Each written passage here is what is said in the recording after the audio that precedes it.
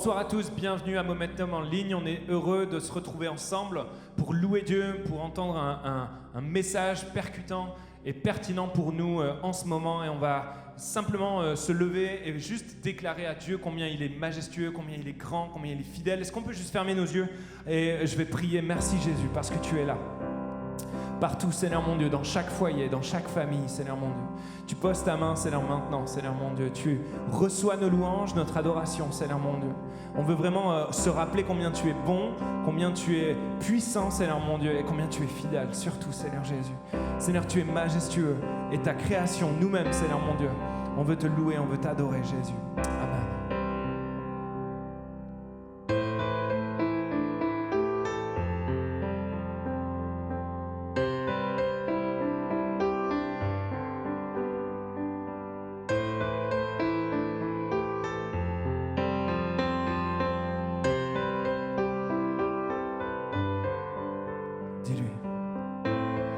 Assis dans le ciel, ton trône éternel, tu règnes à jamais.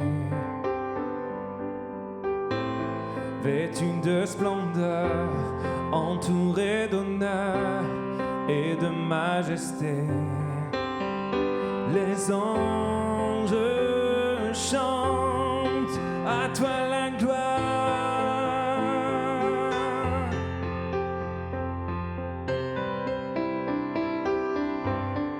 Les cieux et les mers, les cieux et les mers, la vie, la lumière, nous parlent de toi. Tu les as créés, les as appelés au son de ta voix. La terre chante majestueux.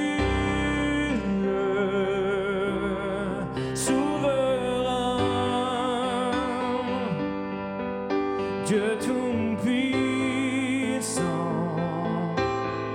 tu es saint, la création loue ton nom, tout l'univers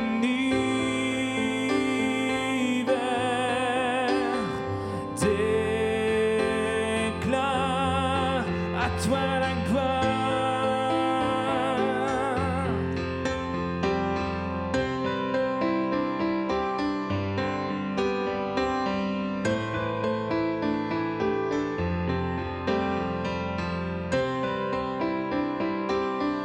Roi serviteur, ô roi serviteur, tu vins sur la terre révéler l'amour. Divin créateur, merveilleux sauveur, tu vis pour toujours. Oh, tes enfants chantent majestueux.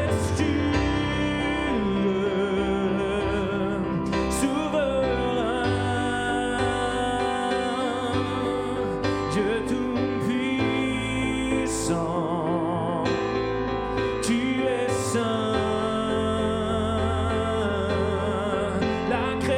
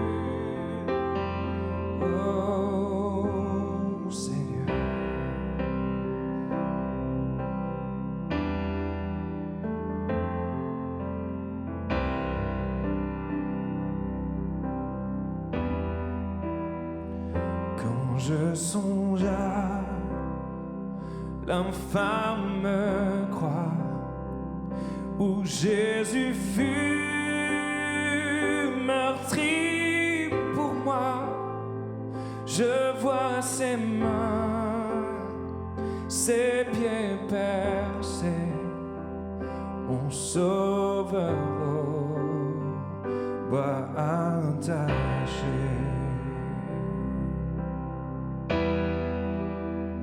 Son corps lié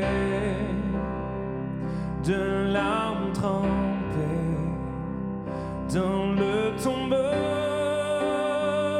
fut déposé, l'entrée scellée d'une lourde pierre, le Messie seul est délaissé.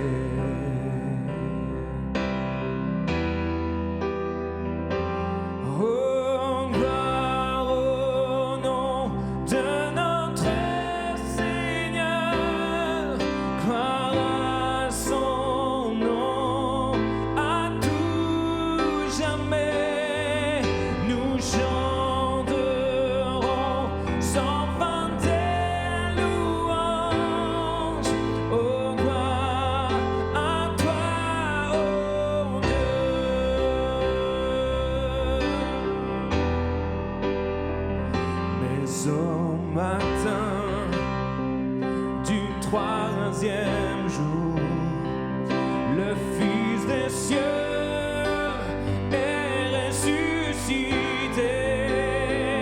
La mort n'est plus, elle est vaincue. Les anges acclament Christ notre roi.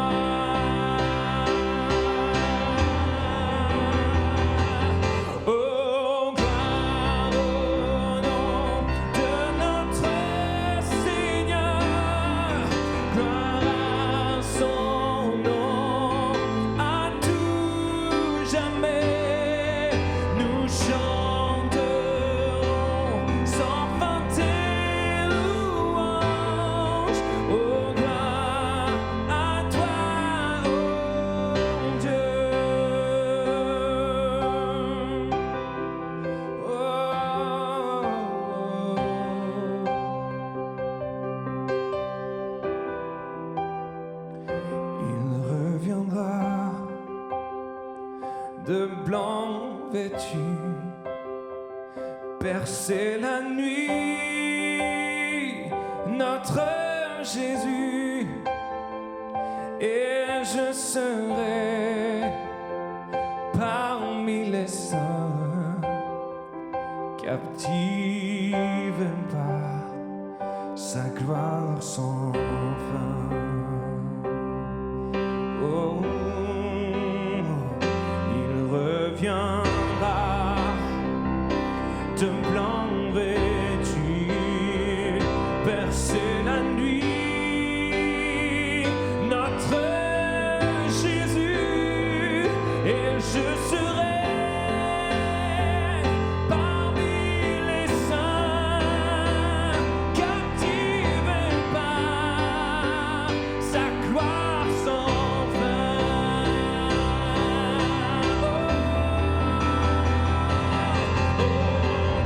Gloire au nom de notre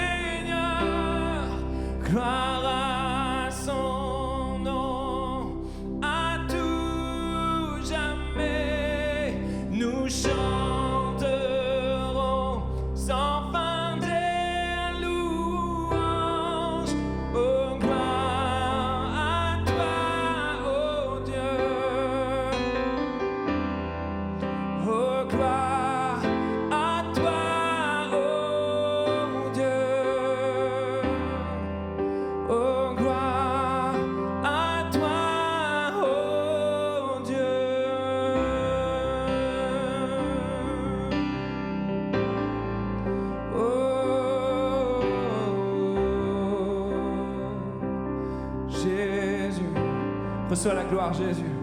Reçois la louange, reçois l'honneur qui t'est dû de toute ton Église francophone, partout sur la planète, Seigneur mon Dieu, anglophone, de toutes les nationalités, de toutes les langues, de toutes les nations. Nous te louons, nous t'adorons, nous t'exaltons, Seigneur mon Dieu.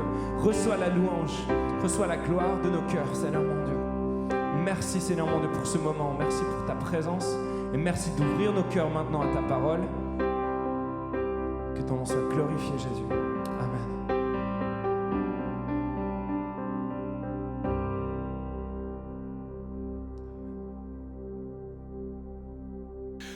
Bonjour à tous, je suis heureux de vous retrouver encore ce soir pour un temps de partage et d'encouragement. Merci à tous ceux qui nous rejoignent, que vous soyez sur Facebook, que vous soyez sur la chaîne Momentum, sur YouTube.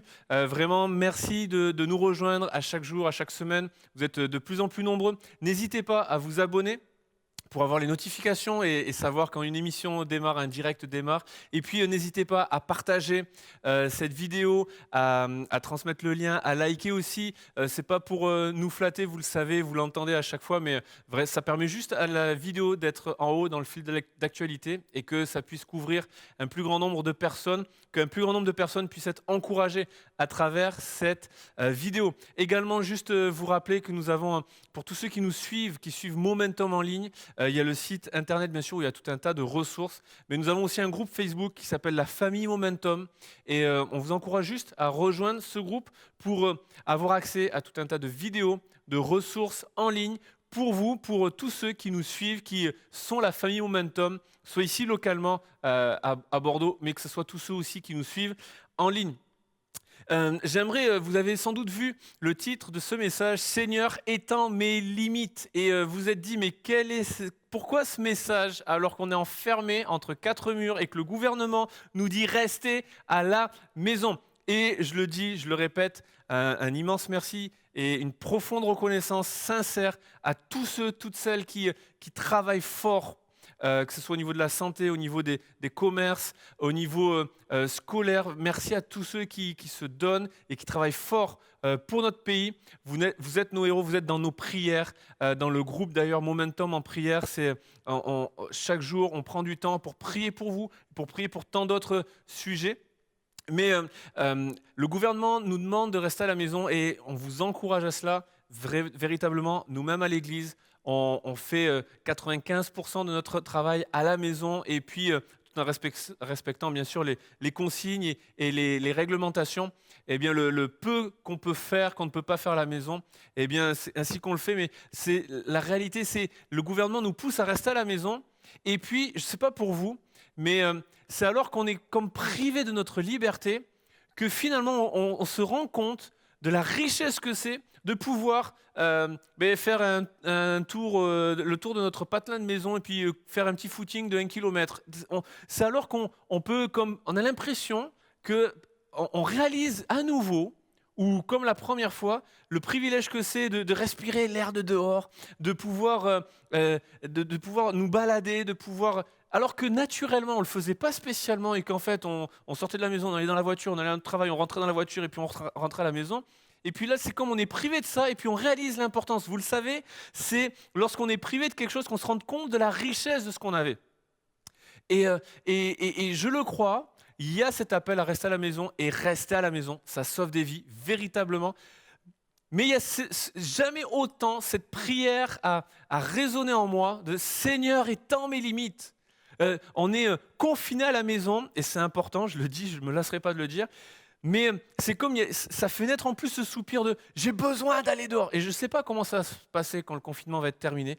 Véritablement, je pense que ça va être quelque chose. Mais c'est cette prière « Seigneur, étends mes limites ». Et cette prière, on la trouve dans la Bible.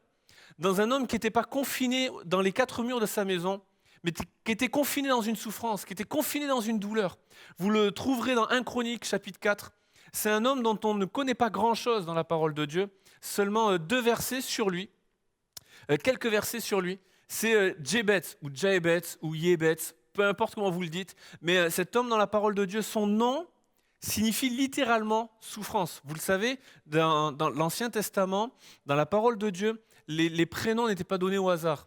soit ils étaient donnés, ils étaient toujours donnés par le Père d'ailleurs, et soit ils étaient donnés en vue, de manière comme prophétique, en vue de la destinée de l'enfant, ou d'une promesse de Dieu liée à cet enfant, soit le prénom était donné avec les circonstances de la naissance.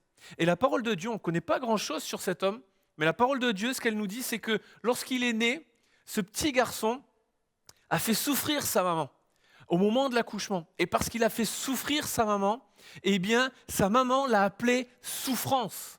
Je ne sais pas si on peut imaginer la vie de ce gars-là. Chaque fois qu'il allait à l'école, que la maîtresse ou le maître faisait l'appel, on appelait Dieu répond, oui, Dieu exauce, oui, je suis là. Dieu est puissant, oui, je suis là. Souffrance, oui, je suis là. Je l'imagine, moi, jouer sur un terrain de foot, et puis il a la balle. Souffrance, passe-moi la balle. Souffrance, vas-y, marque un but. Sa vie est rythmée par la souffrance. Jour après jour, son quotidien, c'est la souffrance. Et alors que je parle de lui, je ne peux pas ne pas penser, je ne peux pas m'empêcher de penser à la réalité de tant de vies.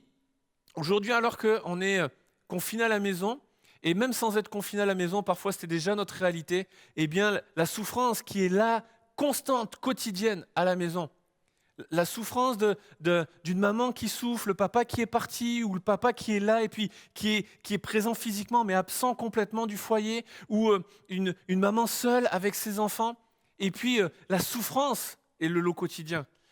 L'abandon, l'isolement dans cette souffrance est le lot quotidien. Et puis d'autres personnes, c'est des enfants. Et puis il y a les tensions, l'incompréhension avec les parents, il y a l'agitation dans le foyer, un couple qui est en train de se diviser, de se déchirer. Et puis le confinement fait juste ressortir et multiplie la souffrance et la rend encore plus forte dans le quotidien.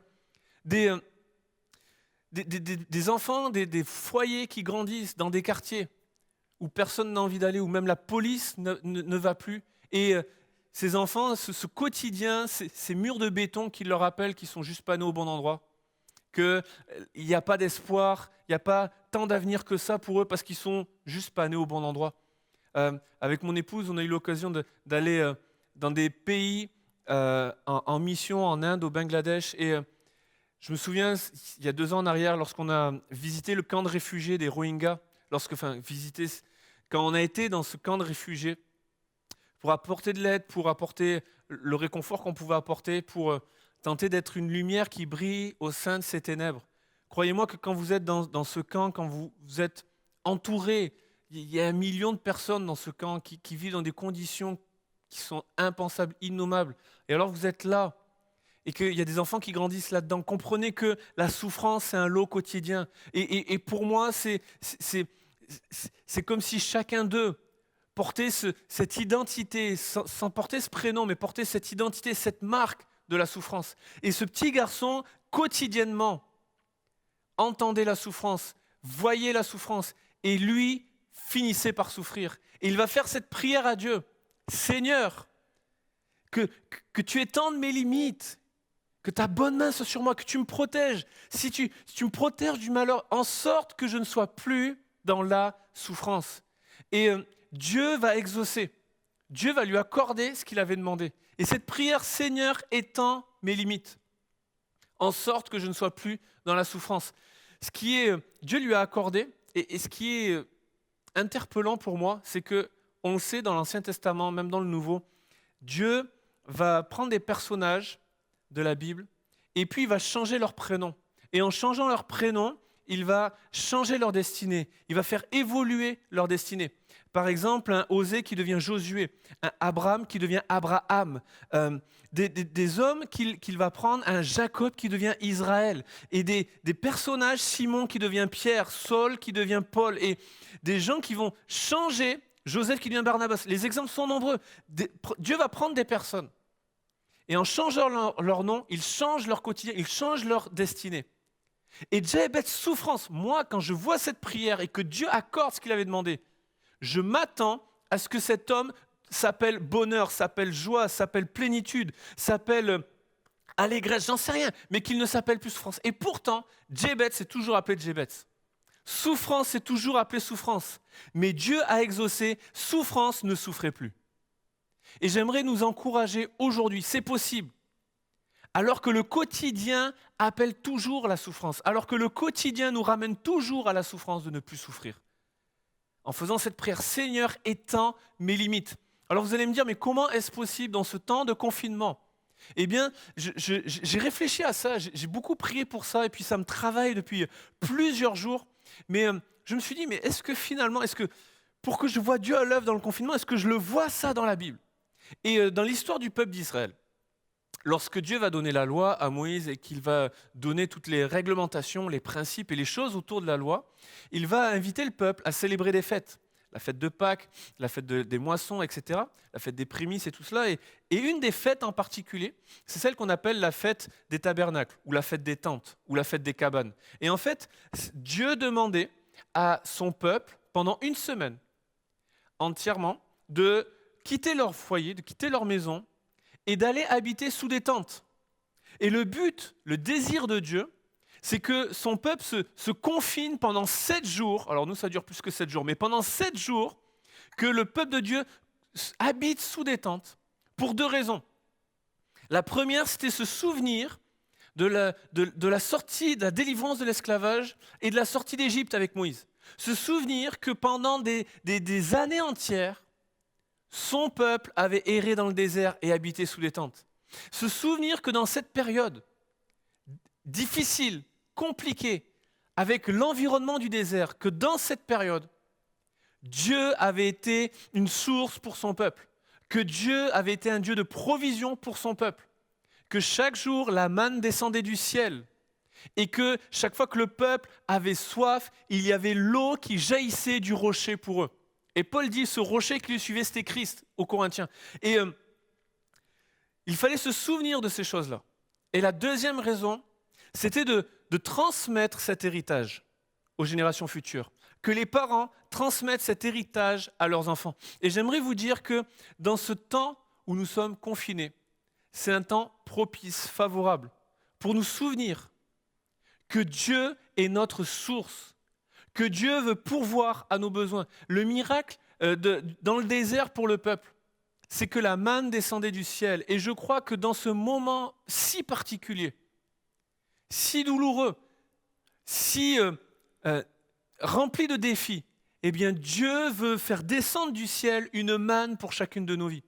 Dieu veut pourvoir aux besoins. Et lorsque Dieu va rappeler au peuple, souviens-toi dans le désert que j'ai pris soin de toi. Je t'ai nourri. Et puis tes vêtements, tes souliers ne se sont point usés. Le miracle n'était pas juste dans la colonne de feu et la colonne de nuée qui guidait le peuple. Le miracle n'était pas juste dans la délivrance vis-à-vis des ennemis. Le miracle n'était pas juste dans les eaux qui se séparaient en deux pour laisser passer le peuple à sec. Le miracle était aussi dans le quotidien, dans le fait que le peuple n'a pas manqué de nourriture ni de vêtements.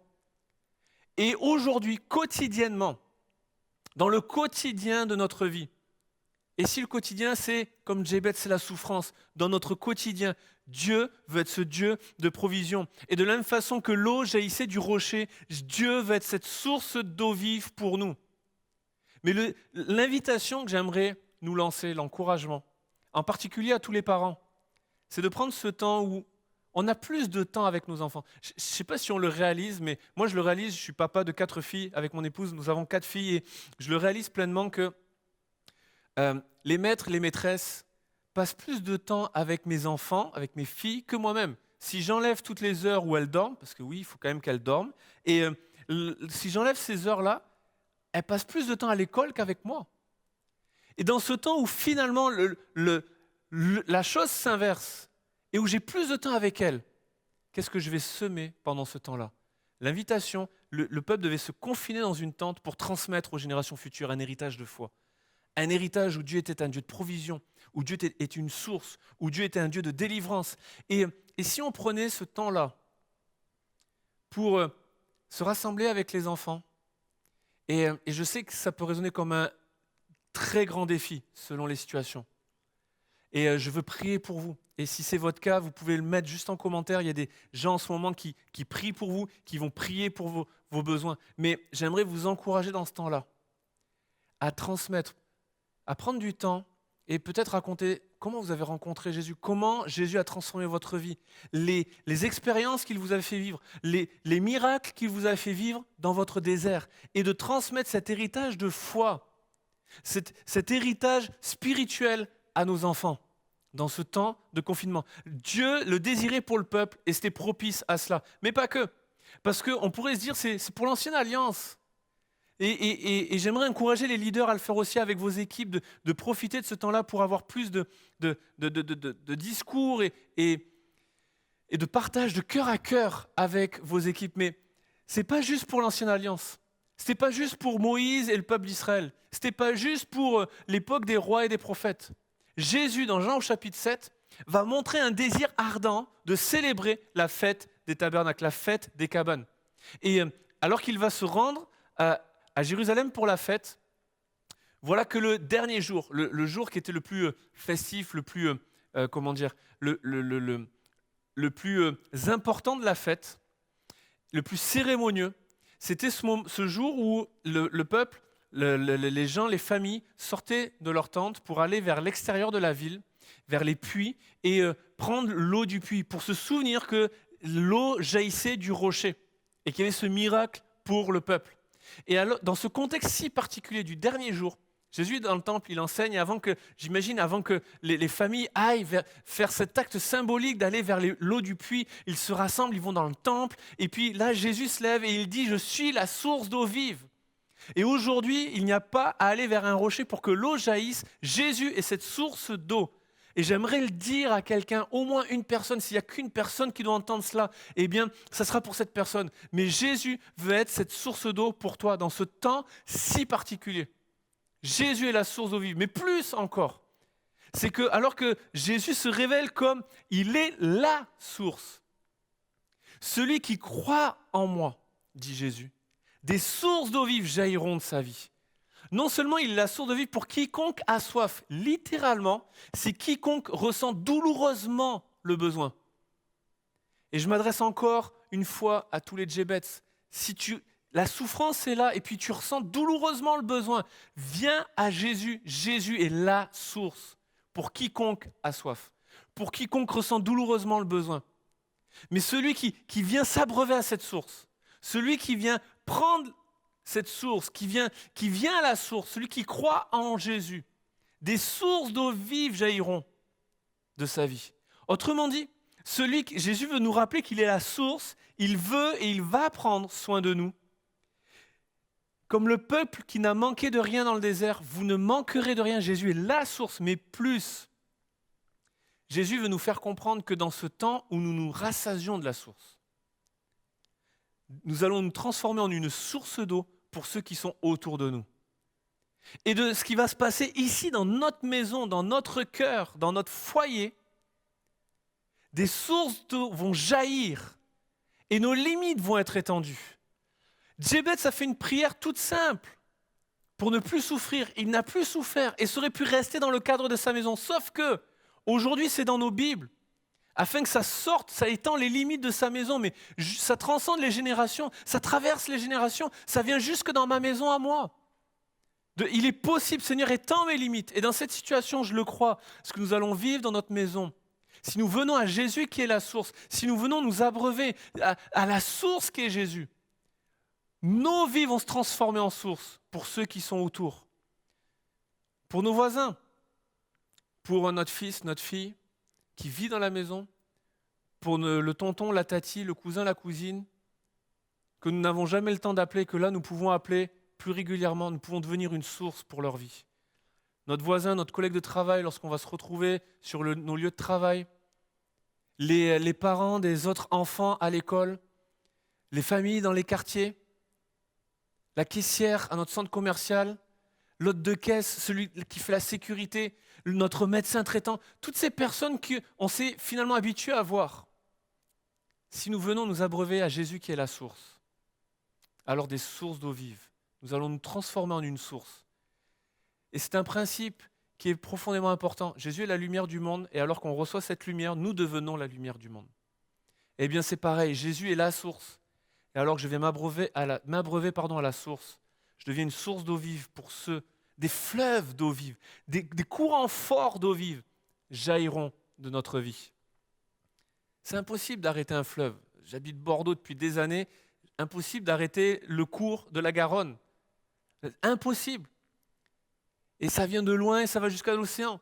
Des fleuves d'eau vive jailliront de nos vies. Alors j'aimerais encore une fois vous encourager à faire cette prière. Seigneur, étends mes limites. Quelle que soit la situation autour, quel que soit l'environnement et le quotidien. Et quand je dis quel que soit, ce n'est pas pour atténuer, mais je dis quel que soit, Jésus veut être votre source. Jésus veut prendre soin de vous pour quiconque ressent douloureusement le besoin. Peut-être que le quotidien ne va pas changer, peut-être que Djebetz restera Djebetz. Mais il s'est toujours appelé souffrance, mais il ne souffrait plus. Et je le crois de cette prière, de cette simple prière, Seigneur, étends mes limites. Jésus va venir être notre source et des fleuves d'eau vive vont jaillir pour toucher la vie de ceux qui nous entourent. Seigneur Jésus, je te prie pour chaque personne derrière son écran qui est en train de visionner cette vidéo. Tous ceux qui la regarderont plus tard en partage ou autre, Seigneur, je prie pour tous les Djebetz qui seront derrière cet écran, pour chaque personne derrière l'écran. Seigneur, tu nous rappelles que tu es notre source et je prie que tu sois leur source. Viens et prends soin d'eux. Seigneur, étends nos limites, étends mes limites, étends leurs limites. Et Seigneur, viens être notre source et que des fleuves d'eau vive jaillissent de notre vie. Oui, Seigneur, c'est notre prière, c'est le cri de notre cœur, c'est l'aspiration, le soupir de notre âme. Étends mes limites, étends nos limites, étends leurs limites, dans le nom de Jésus. Amen. Le roi dans sa beauté, vêtu de majesté, la terre est dans la joie, la terre est dans la joie, sa gloire resplendit, l'obscurité s'enfuit au son de sa voix, au son de sa voix. Combien Dieu est grand, chantons-le combien Dieu est grand, et tous verront combien Dieu est grand.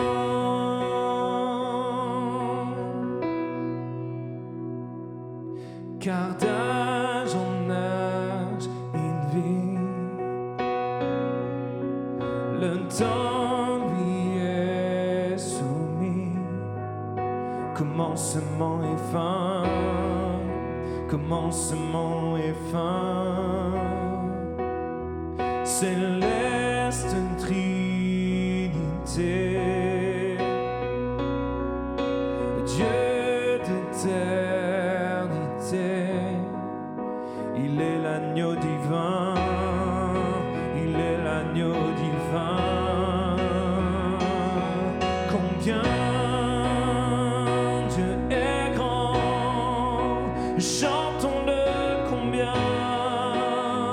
Dieu est grand, et tous verront combien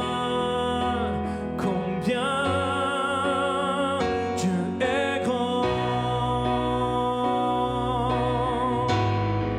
Oh, combien Dieu est grand, et chantons-le combien Dieu est grand, et tous verront combien Dieu est grand.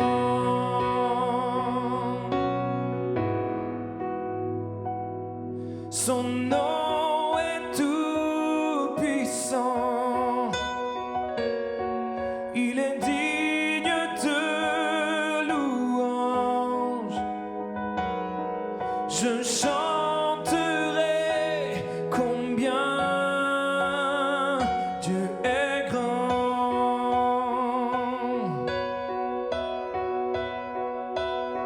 Son nom est tout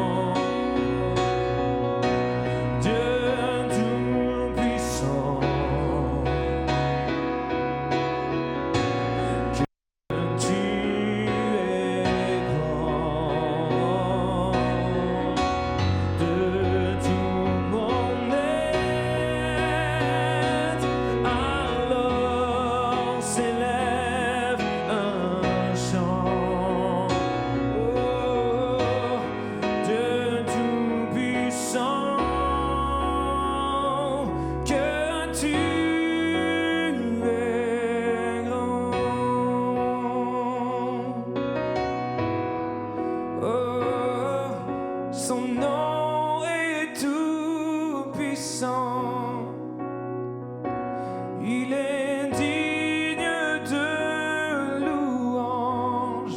Oh, je chanterai combien Dieu est grand. Seigneur, on veut se rappeler que tu es grand, que tu es au-dessus de tout, Seigneur. Tu es souverain, Seigneur mon Dieu, malgré nos circonstances. Toi, tu règnes, Seigneur mon Dieu, et on veut toujours établir le règne de Dieu sur notre cœur, sur notre vie, sur notre foyer. Je prie pour chaque foyer, chaque couple, chaque personne, Seigneur mon Dieu, qui a suivi, qui a vécu ce live avec nous, Seigneur mon Dieu. On veut vraiment proclamer, Seigneur Jésus, ta grâce sur leur cœur, sur leur vie, Seigneur mon Dieu. Merci pour ces instants, merci pour ta présence, pour ta parole, pour ce temps, Seigneur Jésus, qu'on a eu avec toi, Seigneur mon Dieu. C'était un privilège, Seigneur.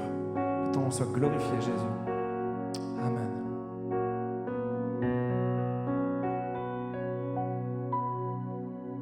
Amen. Merci à tous d'avoir été avec nous pour ce moment. On est vraiment très heureux. Si vous voulez faire partie de la chaîne de prière, allez simplement sur Momentum en prière. Si vous voulez avoir plus de ressources, les messages, les chants, allez sur églisemomentum.com et on serait heureux de vous avoir avec nous dans Famille Momentum si vous avez envie de participer à la vie de l'église.